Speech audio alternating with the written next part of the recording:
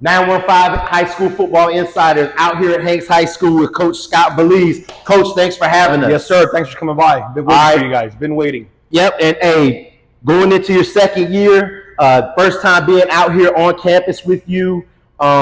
Just real quick, and I know we did our intro interview with you last year, but again, for people who might not have caught that interview, just walk us through what getting into football was. It's kind of a family tradition. There's another guy I've heard about too.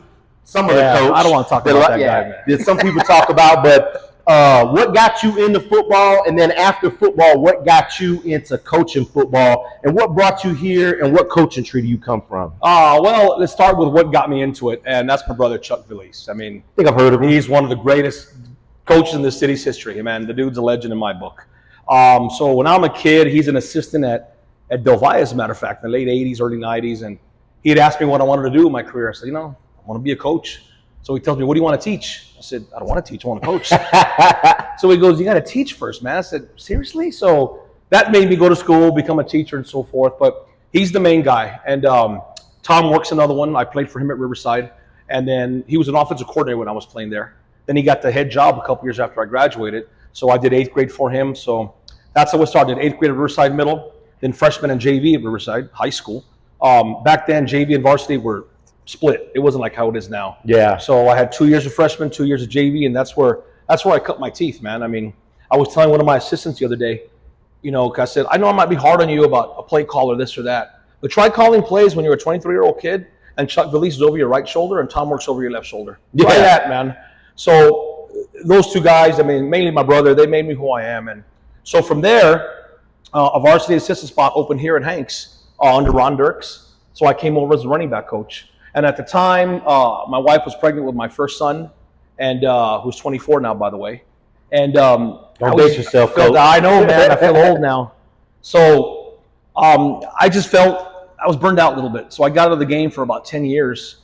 I opened a mortgage company, and I thought, I miss it, man, because I felt like I was born for this, So I come back. I'm an assistant at Eastwood 1 year under Phil Barrios, and then I become the coordinator in 13. And we go, 6-4. It was the best record in about 15 years at that point. The next year in 14, we go 7-3, I believe, and make the playoffs. First playoff appearance in a decade and a half. And from there, Phil Barrios left. I went over to El Dorado. I was the OC for Jim Altoff. And then when he retired, I didn't get that job, so I thought it was just time to leave El Paso. I was an assistant at Midland Lee for a year. And it was something special being in 2-6A, playing in that Permian League game. I mean, coaching in that Permian League game. Yeah. From there, I became the head coach of Las Cruces Oñate for 2 years. And 2 years with New Mexico is more than enough. So I was done. So I thought, I'm pretty much done, man. I'm okay. Me and my brother started Veliz Passing Academy, and it was going well. And then I got a call. It's produced quite a few quarterbacks and wide receivers. 5 years going strong now. Had some success in the city. So then Jesse Perales gave me a call in March of 2019. And he got the job at Naaman Forest. You want to be the OC? I said, hell yeah, man, it's Dallas. I got to go. So I never thought I'd be back. I really didn't. I've enjoyed my time there. In 4 years in the Dallas area, we had 4 playoff appearances, a district championship, first outright one in school history. And then this place opened, and I got a few calls from people, and this place was always near and dear to me because it was my first varsity assistant job. And I wanted to come back, and it worked out. And I've been here for a year and a half now, and thank God I did. Yeah, and that kind of is a great segue into our next thing. We had last year was your first year. I tell you what, there's been lots of changes here on campus, and I gotta admit, some of the blueprint you put in, I'm not saying it's been copied or duplicated. I've just been seeing some of the. You can say it. I've been seeing some of the player lounges pop up in different schools and stuff like that. And I tell you, I think a lot of people, for right, wrong, or otherwise, are saying, hey, this is the way forward. And people are adjusting and kind of modernizing their facilities, similar to what you have done here. I don't want to say that they copied it. Maybe they've seen it somewhere else, but maybe they did. I tell you, it's definitely a blueprint a lot of people are following. But it definitely it engages the youth where they're at with the player lounges, the game systems. They see, things they see on TV and stuff like that, and to emulate it at the high school level. I think you're doing a good thing. But in the end, all the player lounges and stuff like that, it's got to produce wins. And I tell you what, I think it was a great turnaround in the Hanks program in year one. But what can we expect in the 2024 campaign? What are some of the goals you have for this program going into the 2024 season? Well, before I answer that, let me touch on what you just talked about. So when I came in, my goal was, of course, to revitalize the program, put our culture forward. But it was also one of the big goals was to stop the bleeding at Hanks Middle. So for years, and I did a lot of research before I applied for this job, Hanks Middle was losing kids left and right to Eastwood, to Montwood, to everywhere. So my number one goal was keep our kids at home. That's my recruiting. I recruit Hanks Middle. I'm there all the time. I take selfies. I put it on social media, all that kind of stuff, just to get the excitement going. So I had the idea, and it wasn't, I didn't invent the Players Lounge idea, but it was a storage space that wasn't being used. So we were able to bring in a ping pong table and a foosball table and a PS5 and 2 stand-up refrigerators. We give the kids waters and Gatorades every day and snacks. We transformed our JV locker room into a conference room and put our JV and freshmen together. So we revitalized 90% of the facilities. And that's all to get people excited about Hanks High School. Again, we want the Hanks Middle kids to come here. That's the most important thing because the bleeding was bad. Yeah. And I'm proud to say in the year and a half I've been here, to my knowledge, we haven't lost one kid to another high school. Outstanding. Not one. And that was the goal. So moving ahead, we had a pretty good year last year. People say you turned it around. No, I think we're turning it around. I haven't turned anything around yet, or we haven't. When we win a district championship and go deep in the playoffs, then it's been turned around. Right. So right now we're heading in that right direction. To go 6-4. Prior to me getting here, and this isn't a knock on anybody, but this program won 4 games in 3 years combined. Yeah. So it was tough, man. And then my first day here, there were 17 kids in off-season football. I called my wife back in Dallas because she stayed there to finish her contract as a teacher, and my sons were over there. And I said, "Oh my God, I shouldn't have taken this job. Maybe I should have done more research." So that built to 30-something eventually. We had spring ball in 23, built to 66. The year prior to me getting here, they had like 72 in the whole program. We had about a 120 last year. And then spring ball this year, we had about 84, which is a jump from the 60 from last year. So it's increasing in that aspect. And it's all the work we put into it. Yeah. So jumping ahead to your question, all I want to see this year is progress and moving forward from last year. We went 6-5, made the state playoffs, ran into Abilene University in round 1, and we just want to build on that. We want to get back in the playoffs. We want to win a playoff game. From there, we want to win a district championship and compete for a district championship. Do I have a timeline like this year we compete, next year we win it? No. I just want to see progress every single year. And that's the goal. Yeah. Well, I tell you what, a couple things on that. I think I've seen you in a couple of the elementary schools as well. So all the time. You're getting in there early, so you're getting down there well before they get into the second grade. I make a fool of myself 3-4 times a week, man. I go to our 5 elementaries. I go to our middle school. Again, we're doing the selfie. I'm shooting hoops and PE with some of these 5th graders who beat me, by the way.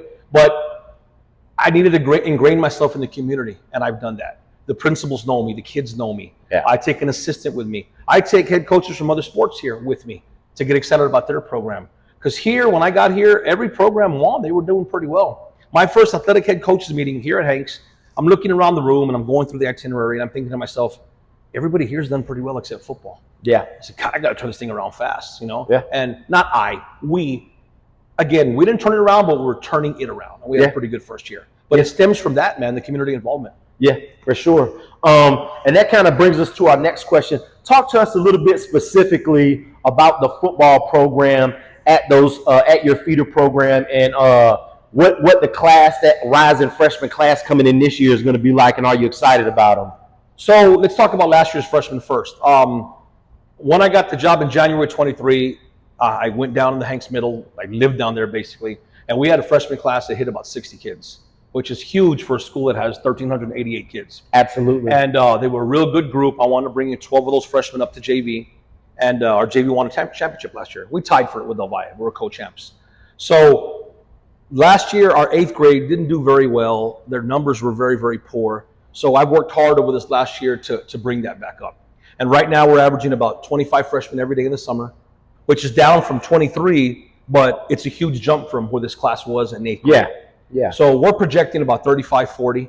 The end of the year last year, it was too late for me to put any new coaches down there to do much. I did what I could because I was behind the 8 ball. This year's different. Yeah. Mr. Lucero's the AP down there. Jerry Lucero, he's done a great job. He's very sports oriented.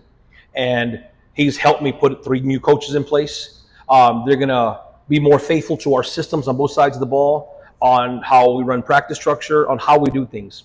Again, last year was more of us helping, do this, do that. This year is a lot more hands-on, and that's going to pay dividends. And definitely a good middle school or feeder program that completely mirrors what you do at the high school level to include the X's and O's just pays off dividends, because those guys as freshmen hit the ground and they're not learning terminology, they're not learning the system.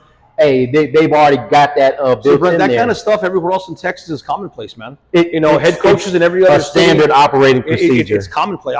When I'm at Midland Lee, their 2 feeders did exactly what we did. They had an athletic period. They lifted like us. We would all take turns going down there and checking them out. So that's why a lot of cities, and El Paso's made great strides in the last 10, 15 years. But a lot of other cities and districts are a little ahead of us because of that. Yeah. But we're getting better. We're getting better. Absolutely. Our principals down there are really helping us out. So they're helping us bridge our philosophy with them, and you can see the difference. El Paso's getting closer. Yeah, absolutely, absolutely. Now, part of that is when those rising freshmen come in, it's even though they're at the middle school level, it's a lot different being a 7th grader interacting with the 8th grader. But some of these young men, when they make that first trip into the locker room as a rising freshman, and there's an 18-year-old, all-district lineman, it's a little bit different for them. So talk to me about your rise and conquer culture here, and what should these freshmen student athletes, and what should their parents expect from the time they come into your program as a freshman up until they sign that letter of intent as a senior to go to college and play football? We're going to make them men. That's my promise to them. We're going to make them fine young men. And I was going to say this a little bit earlier. Culture's great. It really is. I could be the greatest athletic coordinator in the world. I can have the best culture in the world. But if I'm not winning football games on Friday night, I'm out of a job. Clearly. A lot of coaches won't say that. That's the damn truth. So our culture is very, very important. So when they come here, they're going to be men. They're going to be responsible. They're going to be held accountable. They're going to do things the right way. They have responsibilities, and they're going to fulfill them. If they can't, then they can't be with us anymore. I'd never like to get rid of a kid. I don't. And I'll give multiple chances. But I'm not going to send a kid off. I'm not going to keep a kid and kill our culture when 10 others are saying, he's telling us to do this, this, and that, but this guy's not. So my point is, when they come in, they're going to be accountable. And then they're going to be loved. We love these dudes, man. We do. We love them. We love them like our own kids. We love them to death. We're checking their grades. We're checking how they are at home. All sorts of things. We know their families. We talk to their families. Yeah. But on top of all that, and I know it's not a PC thing to say, we coach. We teach game football. We coach. Yeah. I coach every day. I still call our offense. My offensive coordinator, David Ressa, is outstanding. But I still call our offense. And I don't miss a second of practice. I don't miss a second of off season. They see that I'm a head coach that's not a general manager. Yeah. I'm not the general manager, hover over and just see how things are going. I'm in the mix. I'm out there every day. And I think they feed off that. They feed off that and the passion of my staff as well. So when they come in at the Hanks football program, that's what they're getting. They're going to be better young men. They're going to get out of here ready for society. And you know what? They're going to be better football players. Yeah. And I tell you what, Coach, there's nothing wrong because, like you said, since we're saying the quiet part out loud, 2 things. You can have a losing culture. Well, that's the way we say it. I'm a quiet part out loud guy. Yeah. So that's what's got me into a lot of trouble in my life. But I just feel that way. Culture's great, and it's about culture, yes, but we're trying to win football games too. I'm going to say it. And that's the second part, results-based organization. Football teams are results-based organization, so it's great that everyone, is learning and doing this, but in the end, if it doesn't translate to to the wins and losses, it doesn't matter. No one's going to care. Yeah. So who are some guys that we should look for going into the 2024 season, maybe on the offensive side or the defensive side of the ball? Who are going to be our big names we're going to hear about in the Saturday morning stat lines in the paper? Let's talk about some returnees. So on offense, Mike Oliver was an all-district running back last year for us. Okay. He started out as a tight end, as an H. When we lost our starting running back, Ruben Laguna, in game 2 last year, Mike stepped in and ran for 1,400 yards. Okay. So he's back. Evan Lueta, our outside receiver, who really helped us in the middle of the season really came on. Our starting left tackle, Damian Gamboa, is going to be big for us. We return about 4 starters on offense. That's it. Defense, 4 or 5. That's it. But we have a good young core that's going to replace them. So returning guys, those are the ones to look at. young dudes coming up on the offensive side. Alex Robles is going to be a sophomore. Okay. He's the next Jude Blanco, if not even better. Okay. Because he's Jude Blanco-ish, but he's got probably a higher football IQ. Yeah. I mean, so those are big shoes to fill. It is. They're big shoes. And Austin Dutra's another sophomore. That's going to help us out a lot on the offensive end. On defense, the main returners, number one, Chris Ramirez, first team all-district linebacker for us last year. Jesus Del Toro, one of our defensive ends. Again, he played a little bit in the beginning last year, but really came on from the middle of the year on. Derek Chacon, a junior to be, another defensive end. Joaquin Rojo, corner for us. And a top newcomer, will play outside backer for us. We call the Jack. He walks down a bit. Johnny Swartz, another sophomore. Okay. So we got a good mix. Yeah, I'll tell you what. Now, those are the guys that, we read about on, Saturday morning. I see Hank's got a big win. I see who scored the touchdowns, who got the yards. Who are your guys running around here that we don't hear about, but they're enforcing the rise and conquer culture when you're not around? The seniors, the guys that enforce, like, hey, what we do here, and that they're teaching the freshmen that they come in. Who are your culture guys? Probably number one, a guy named DeAndre Oxidine. He's an outside linebacker for us. Never started last year, but was on every special team. He's the epitome of the rise and conquer guy. Outstanding. Quick story. When I got the job last year, I'm beating the hallways, man. I'm knocking on doors and asking teachers, can I talk to this? I'm trying to get kids off of the football program. Like Absolutely. I said, I had 17. So I bring him out, and I'm trying to tell him, come to football. You're going to come back. He goes, Coach, do you know who I am? And I'm like, is he genuinely asking me, or is he pulling a Michael Irvin with cops? Hey, man, don't you know who I am? So I said, yeah, you're DeAndre Oxidine. He goes, Coach, I'm not that good. I said, son, I don't care. Come play football. I got 18 dudes, man. Come play football. And he does everything that's asked of him. I mean, he's tremendous, man. We'll run through a wall for you. Run through a wall. And we got a lot of guys like that. You talk about the rise and conquer culture. That's what we've instilled here. And that's just more of a tough, how can I put it? A hard work, show up every day, lunch pail mentality type thing. Yeah. And Absolutely. when I thought of the phrase, I'm like, it's time for the program to rise up. Because Hanks was pretty good back in the day. When I was in high school and after, 80s, 90s, and they had some moments of the 2000s, they've never just strung it together and sustained it. And that's what I'm trying to do. Get it back to where it was and sustain it year after year. But we thought the Rise and Conquer was a good slogan because it's time for the program to rise up. It had been down for a while. And that to us, that's the way of you show up every day. You bust your butt every day. You're unselfish. You do what you're supposed to do, So that's a part of that culture. So he's one of the guys that really, really exemplifies that. Yeah. Jaden Purchase on the safety. Should start at safety for us. Didn't play much at all last year, but shows up every day, busts his butt every day. And it shows in every aspect. These guys, they weren't the greatest students in the world, but last year during the year, we lost 0 varsity guys to grades, 0 JV, 1 freshman. We check grades year round. So there's a lot of things we do culturally that keep them online and keep them buying into our process. I tell you what, and those are the things you have to do. Like you said, you got to keep the numbers here. Now, we talked about all the culture, everything, but like we said, if it's not about wins and losses, hey, you're going to go back to doing mortgages. I'm out of job. I'm mortgages, baby. Tell me about what game day is like for you to get that win. What's pregame when you wake up all the way up till kickoff? What's a day like on game day for you, Coach? All right, man. So I'll get up, get my coffee. We get here about 8 o'clock. We always have a team breakfast.